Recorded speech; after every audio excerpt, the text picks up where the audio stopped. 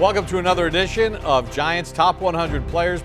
We're going to zero in on numbers 11 through 20, and it's kind of fitting because he wore number 11. Phil Simms joins us. Phil, when you think about the history of this franchise, and I know you're well-versed in it, to think about the fact that you were voted one of the top 100 players in the history of the franchise, when you think about that, what comes to your mind? Well, it's awesome. You know, the history of the New York Giants, it's tremendous for many reasons. What they did many, many years ago, and of course the fact that they've won Super Bowls too. So it's great to be part of it.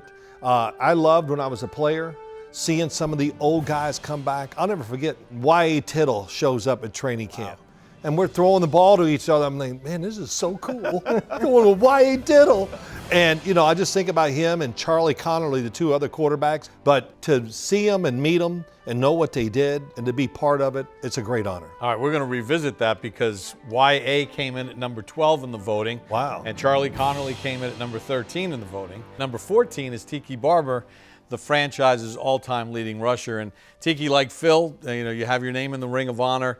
But now with this list coming out in the 100 years, it kind of brings a lot of things into perspective, doesn't it? It really does, especially because I'm surrounded by all these quarterbacks, right? The icons of the franchise, so to speak. But you talk about Y.A. Tittle. For me, it was Frank Gifford. Oh, like sure. Frank would come around, and I lived in the city. I was one of the few that lived in New York City, and he would tell me these stories. Oh, my house, my apartment was the epicenter, right? There was players there, the politicians were there, the police were there, like everybody was there. And I kind of wanted to be him. Yeah. He was an icon for me in so many ways, and to get a chance as a young player to interact with him was something that was special. It made me feel like I was part of that history, and then to now that I'm retired, be a part of it as well is something that's really special. Gifford loved your game. Yeah. I mean, he really focused on you and watched you, and he saw a lot of you in him. And like, I think he said something like, you know, if I was just a runner, I wouldn't have made it. If you were just a runner, you would. If you were just a receiver, you wouldn't have made it. If you were just a returner, but you know, you had everything. Barber at his own 15. Tiki makes one man miss at the 20. Outside to the 25. Tiki up to the 30. To the 40. Has to beat going. Down the left sideline to the 40. To the 30. To the 20. He's going to score. 5. Touchdown Tiki Barber. I think it's cool to kind of link it all the way back there with Gifford. And Right. he was the golden boy, and he was like he was Mr. the New man. York. Well, he was right? the first of the first, Yeah. right? Oh, He was the yes. first to do all those things, Yeah. and then retire and do TV. Or actually, he kind of did it while he was playing as well. Yeah. Frank Gifford, I said, you know, I was talking to him once, and we were pretty good friends. You know, I met him many, many times. I said, I'd like to hang out with you one night. And he goes, I bet you would. Okay, thank you. Tiki, you were drafted in the second round, Yeah. and you were used as a punt returner and a third down back. And arguably, if you take a look at Tiki's career, Yes. the last 5 years of your career might be the greatest 5 years of any running back in the history of the NFL. There goes Barber in a foot race to the Cardinal 40, 30, 20, 10, 5. Touchdown Tiki Barber! 78 yards! What a run by Tiki! He's having an all-pro day! There's something about the people in this organization that make you feel loyal to it. And I think Coach Fossil, may he rest in peace, was one of those that had a real loyalty towards me. Hey, 21. Great job, buddy. Hey, that's a hell of a job, man. That's a great job. And he just kind of kept me around. Right. And Tiki focused on being a great third down back, focused on being a great punt returner, and the rest will take care of itself. And eventually it did. Tiki to the outside, can't cut it. Now hesitation move, cuts at the 10, reverses his field to the near side, runs away from one man. Barber to the 10, 5, spectacular touchdown! Tiki Barber, a miraculous touchdown run. That was a great game, man. I'm going to tell you what, man. I'm so proud of you. Thank you, man. Phil, you know, you were drafted in the first round, but it didn't work out right away. You went through a lot of trials and tribulations before becoming the man here. But you stuck with it, and they stuck with you. Yeah, you know, it got off to a good start. I loved my rookie year, but that was great. But yeah, getting injured probably saved my career here, I think. In How so? Well, in '83, Bill Parcells, his first year, he took it over, and he gave the job to Scott Bruner. And I got hurt. I finally came into a game to relieve him. I'd go right down the field and score a touchdown. The fans actually like me now, where this is pretty cool. And then I break my thumb really bad, really bad. I mean, I just like, oh my gosh. But that might have done it, because the rest of the year was a train wreck, if you remember. And it was so bad, I would have been a part of that if I was still the starting quarterback, and they might have said that's the end of it. But Scott Bruner finished the year out. It didn't go well. The record was, I think, 3-12-1. I can't remember that. And so the following year, everything changed. I was the quarterback. Bill Parcells became Bill Parcells. I mean, for real, he changed tremendously. He was in charge and leading, and it was awesome. And of course, the rest is history. It worked out pretty well from there. Yeah, I mean, and my first year covering the Giants was 1985, and it was the perfect time just to come in and, you know, you have all these big personalities. You, Joe Morris, Bill Parcells, Lawrence Taylor, Harry Carson. What a room to come into, and it was the perfect time because you had turned the corner. Yeah, 84. You win, you go to the playoffs. 85, you get another step further, and you play the Bears, and they got the better of you, and it was clear. And then that 86, it all came together, and then your Super Bowl run was, magnificent. Well, it was awesome. That energy you get from all those guys every day. Bill was a tough guy. We practiced incredibly hard and all that, and I was starting to have even more success, but I never looked at myself like I'm a big personality in this team. Yeah. I might have been the personality in the huddle. Because you had to be. I mean, you were. Oh yeah, I was pretty good in the huddle. Did you take on the image of Parcells when you were in the huddle as you got deeper into Absolutely. And if I didn't, he would just, crush me for it. He really wanted me, quit trying to let guys, you don't worry about if they like you or not. They don't care. No matter what you do, there's guys in this team who are still not going to like you. Just lead them to a touchdown. Could you do that? Yeah. Could you be that? And then he would get on me because the old line was playing bad. Tell that undisciplined center we got to get his head out of his ass. Makes about 10 today. All right, 40 seconds here. Unbelievable. And hey, look, his stories, I could talk about Bill for an hour. But the thing about him is all of his little sayings and everything he did, they were so true. Not only about football, but about everything. So, Tiki, you guys go to the Super Bowl in 2000. You played in arguably the greatest game in Giant Stadium history, the NFC Championship game, 41-0. But then you start to mature as a team leader, and the team's getting better. 2002, that team was a really good team. And then, 2004, 05, 06, you're going to the playoffs. What was it like going from a guy that was part of the piece to being a central figure? Yeah, I mean, life is a transition, and I think sports are just a microcosm of that in so many different ways. But sometimes you need something different. And I loved Coach Fossil. But when Coach Coughlin came in and he brought his staff, in particular Gerald Ingram, the details became so much more important. And that's what took me to another level as a player. That changed my career, it changed my confidence, so that by the end of my career when I retired, I just knew I was going to be good. Right? But I knew I was going to have a good game. I knew I was going to have success. Regardless of what they were trying to do to us or who we were playing, I knew that we would all put it together. But part of that was the ownership that everybody had, from left tackle to right tackle to receivers doing their jobs downfield. And I know that Amani's on this list at 16, right behind us. And all of the big runs that I had in my career, you can go look at every single one of them. There is somebody 30 yards downfield making a play. Wow. On the 95-yard I had against Oakland, Plexico Burris comes and cracks the corner, then pirouettes, and then goes and gets the safety. And Amani comes from the other side of the field and blocks the other safety, so that I'm just kind of cruising. I'm like, I don't even have to work hard, right? Everybody else is doing the job with me, and that's why we were good.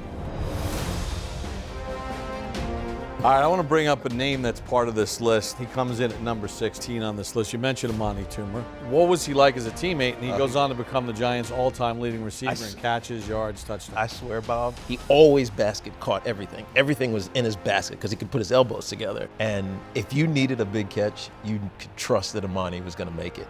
And he was reliable, he was healthy, he was big and strong and powerful. And I loved being a teammate with him because you knew what to expect every single time. And his footwork was incredible on the boundaries. Unbelievable. I mean, Chris Carter was one of the best in that era, but Amani was right up there. Yeah. Catch he had in the NFC Championship game in Green Bay at Lambeau Field was incredible. Yeah. And it was like the Broncos seemed to be his coming out party. Remember, they were undefeated. They're defending Super Bowl champs. Kent Graham, you called it I probably. did the game, yeah. Blitz on, Giants get it. Graham throws deep down the right side, looking for Toomer. Touchdown! And caught by Toomer, but they rule him out of bounds. What's this touchdown? He's in. He is in. Touchdown! Yes! And the Giants win. They beat that undefeated Denver Broncos. Hey, man. I told you he was going to come through, man. Way to make me famous. And that seemed to breathe life into Amani's career because Right. he wound up beating the Broncos again with Eli, and Yep. you played in that game. Right. Yeah, Monty doesn't get the credit he deserves. He never made the Pro Bowl. And it makes no sense because of how reliable and just dependable he was as a player. You know, we've talked about Amani not being self-promoting. Number 18 on this list is Mark Bavaro. He's legendary. He's on this list for a reason. Fans loved him. No, yeah, man, a few words. But it's hard to say this because it comes off as bragging. But we created the back shoulder throw. You and Mark. Well, our team. Mark would run down the field. If the guy was inside, high, low, whatever, I knew where to throw it. And of course, he's got hands about this long. So he was a great hand catcher. And I don't remember him dropping those passes. I could throw it high, behind him, in front, whatever. He knew the adjustments. Our offense centered around him. Our passing game was centered around Mark Bavaro. We tried to get him the ball as much as possible. He was just awesome. I think the play in San Francisco, which in 1986 on the Monday night game, just explains everything about him. His will, his determination, his talent. Complete to Bavaro, down to the 35, still on his feet to the 30, down to the 25, down to the 20. He's got 4 men on his back and gets down to the 17. I watched the play, it almost makes me cry, just to exemplify who he was. And you know, Mark was big for a tight end back then. You know, big frame, long arms, huge hands, could block anybody, and was just a great personality for the team. And it is true, he did not talk. Hey, he's a stone face, that Bavaro now. You know what the hell he's thinking. I'd hate to have to fight that son of a gun. I gotta tell you, he has like an aura about him. It's This unbelievable. image. Like he exists as this iconic, tough man. The aura around him, you know, it was there, it was real. And we knew every game that he was going to be a big part of us winning or losing with his blocking or catching the football. And he broke his jaw one year. He did not miss a game after he broke his jaw. It was incredible. I want to ask you about number 17 on this list. Who's that? Carl Banks, two-time Super Bowl champion, and you know, drafted in '84 in the first round when your roster wasn't begging for linebackers. You were loaded at linebacker. You know, you talk about Carl Banks, always brings this first thought in my mind. What do you think that is? Why is Carl Banks not in the Hall of Fame? Just go back and watch the 1986 playoff run. He was unbelievable. He was the best player in the field. Watch Carl Banks, 58, coming from the outside. I think towards the end of the season, he's become one of the best players in the whole league. You can't run at him. You know, you say you want to run away from Lawrence Taylor, that's good, but you have to run into him. You're not going to run outside against this giant defense. He just had such a great knack, and you know, I think even now when I see Carl go, oh my God, you're a big dude. I mean, we had some big damn linebackers. I mean, I'd be scared to play in. Everybody was 6'4" and 5", and all of them, most of them could really run, and they were mad as hell too at the world. I don't know. John Madden, who loved Lawrence Taylor, of course. Everybody did. Of course. But one day on a telecast, I happened to see it, the telecast, and he says, boom, boom, Lawrence Taylor, but right now the best linebacker in the NFL, in my opinion, is Carl Banks. I think over the long run, Carl Banks is going to be the best player in this giant defense. I mean, he's going to be there for a long time. I mean, he can do it all. I mean, he can cover, he can run, he can tackle, he can do everything. Number 15 on this list is Tuffy Lemons. Played for the Giants in the 30s and 40s and was really a unique player because not only was he a runner, but he was a passer. He was in the first NFL draft. 1936 was the first year of the draft, and the Giants drafted him. He had, 5,000 combined yards of rushing and passing and was inducted into the Pro Football Hall of Fame in 1978.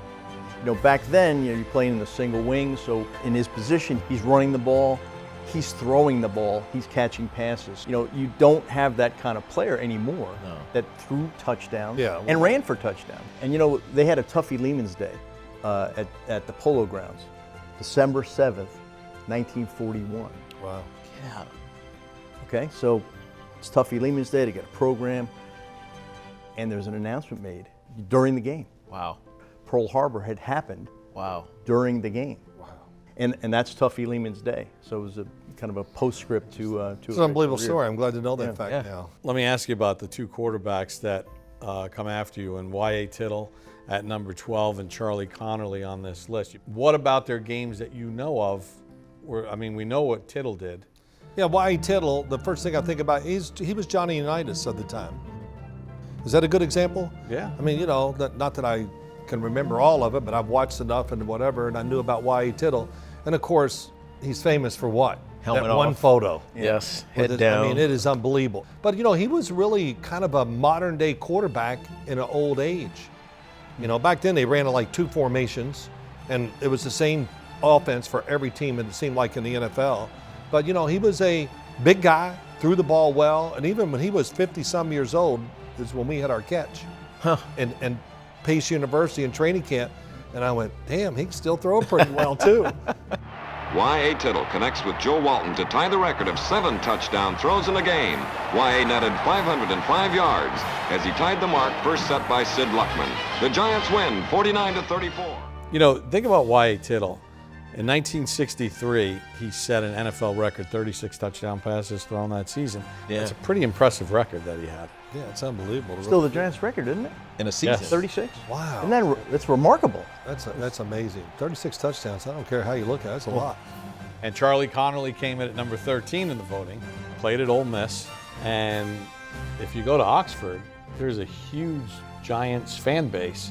And Giant games are shown in Oxford, Mississippi. Really? Because of Charlie Connerly, and then, of course, Eli.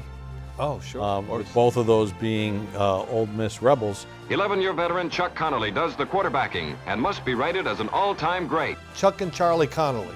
Couldn't be a nicer guy. He's the Marlboro Man, by the way. Yeah, I know the Marlboro Man. Yeah, but he was. I don't think I knew that. He's the Marlboro Man. Yeah, he was that the commercial. Marlboro Man. Connolly hands to Webster, who hands to Gifford on the reverse. Berry supplies the block. Frank laterals to Connolly. It's touchdown, Giants.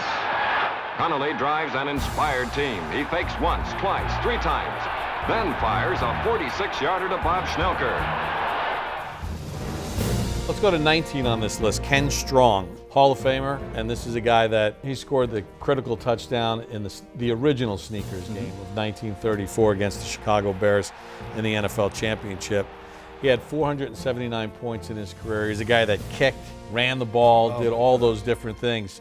He had 479 points in his career. And when he retired, he had the most points in Giants history because he ran it, he kicked, he did everything. That's awesome. Remarkable. One more name from the past. Jimmy Patton comes in at number 20. And Jimmy Patton was as good as it gets. He's still second in the Giants' all-time list of interceptions, 52. It's incredible. So he was drafted by the Giants in 1955, was on the 56 championship team. That's a lot of interceptions back then. They didn't throw the ball a lot. Yeah, he was a 5-time first-team All-Pro, once a second-team All-Pro, Pro Bowls. That's a remarkable, and 5-time first-team All-Pro, not in the Hall of Fame. That's like, okay. Yeah, it's hard. That's an oversight there. 1 second-team All-Pro. And I believe 52 is the number of interceptions that Deion Sanders had, somewhere around there. Yeah. Gentlemen, this has been awesome. Bob, appreciate Thank your you. work as part of being this 13-member Blue Ribbon panel to help us get to this point.